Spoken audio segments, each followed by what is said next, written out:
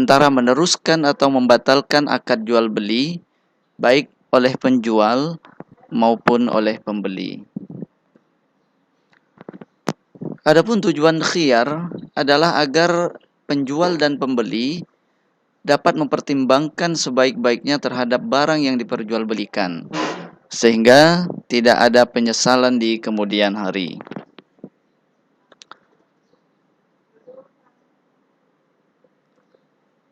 Berikutnya adalah hukum khiyar. Di dalam jual beli, hukum khiyar ini adalah mubah, artinya dibolehkan. Jadi ini tergantung pada kesepakatan dari penjual dan pembeli. Jika mereka sepakat untuk melakukan khiyar, maka terjadilah khiyar. Begitu juga seandainya mereka sama-sama sepakat untuk tidak ada khiyar, maka itu pun tidak mempengaruhi terhadap sah atau tidaknya jual beli tersebut. Nabi SAW bersabda, "Wa anta bil khiyari bi kulli sil'ahi ibta'taha salasa layalin." Engkau berhak memilih dalam tiap-tiap barang yang engkau beli selama 3 malam. Hadis riwayat Imam Al-Baihaqi dan Ibnu Majah. Berikutnya adalah macam-macam khiyar. Khiyar ini ada 3 macam, walaupun ada juga yang membaginya menjadi lebih dari 3, tapi kita ambil yang paling umum, yaitu yang 3 ini. Yang pertama yaitu khiyar majlis, yang kedua khiyar syarat, dan yang ketiga adalah khiyar aib. Baiklah, kita bahas satu persatu, mulai dari yang pertama yaitu khiyar majlis. Sesuai dengan namanya, khiyar majlis yaitu hak memilih untuk meneruskan atau membatalkan jual beli selama penjual dan pembeli masih berada di tempat jual beli tersebut. Dan bila keduanya sudah meninggalkan lokasi transaksi jual beli, maka otomatis khiyar tidak berlaku lagi. Berikutnya adalah contoh khiyar majlis.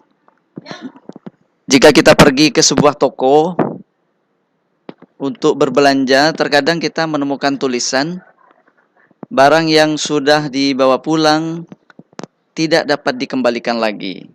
Artinya barang tersebut hanya bisa dikembalikan atau dibatalkan jual belinya ketika masih ada di toko tersebut. Artinya jika sudah dibawa pulang, keluar dari toko, berarti barang itu sudah tidak bisa dikembalikan lagi, sehingga jual beli tidak bisa dibatalkan. Maka hal itu menunjukkan bahwa pembatalan jual beli hanya bisa dilakukan selama pembeli ada di toko tersebut. Yang kedua adalah khiyar syarat. Khiyar syarat yaitu hak memilih untuk meneruskan atau membatalkan jual beli dikarenakan adanya syarat tertentu dan dengan mempertimbangkan masa atau waktu tertentu yang disepakati oleh kedua belah pihak. Jadi khiyar syarat ini adalah hak untuk membatalkan atau meneruskan jual beli dengan adanya syarat-syarat dan masa tertentu. Untuk masa atau waktu ini ulama berbeda pendapat. Ada yang berpendapat maksimal 3 hari sesuai dengan hadis Nabi sebagaimana yang dibacakan tadi. Namun ada juga yang berpendapat bisa lebih dari 3 hari tergantung dengan kesepakatan antara penjual dan pembeli. Adapun contoh khiyar syarat ini, misalnya seseorang pembeli mengatakan, saya akan membeli baju ini jika nanti pas atau cocok untuk anak saya. Tapi kalau ternyata tidak pas atau tidak cocok dengan anak saya, maka baju ini akan saya kembalikan. Kemudian penjual setuju dengan tawaran ini. Maka ketika baju itu dibawa pulang,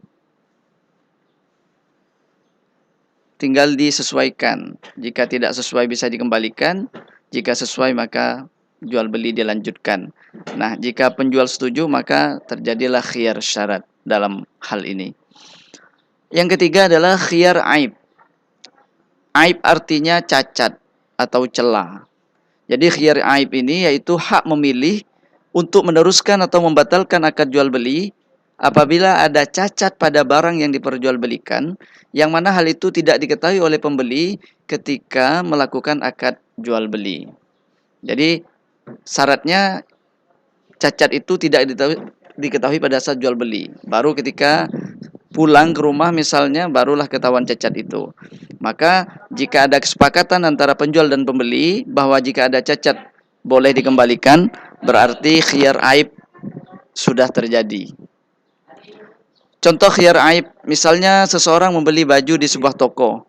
Setelah sampai di rumah, rupanya ada sobek pada lengannya yang itu tidak diketahui ketika dia masih ada di toko tersebut. Maka baju tersebut dapat dikembalikan lagi karena adanya cacat tersebut atau diganti dengan yang lain.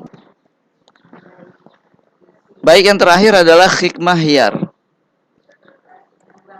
Satu, khiyar ini bisa menghindari terjadinya penyesalan antara kedua belah pihak, baik penjual maupun pembeli. Kenapa? Karena dengan adanya khiyar ini, keduanya memiliki waktu untuk benar-benar mempertimbangkan terhadap apa yang dijual atau apa yang dibeli. Sehingga dengan adanya khiyar ini, maka penyesalan itu bisa diminimalisir atau bahkan tidak ada sama sekali. Yang kedua, khiyar ini bisa memperkecil kemungkinan adanya penipuan.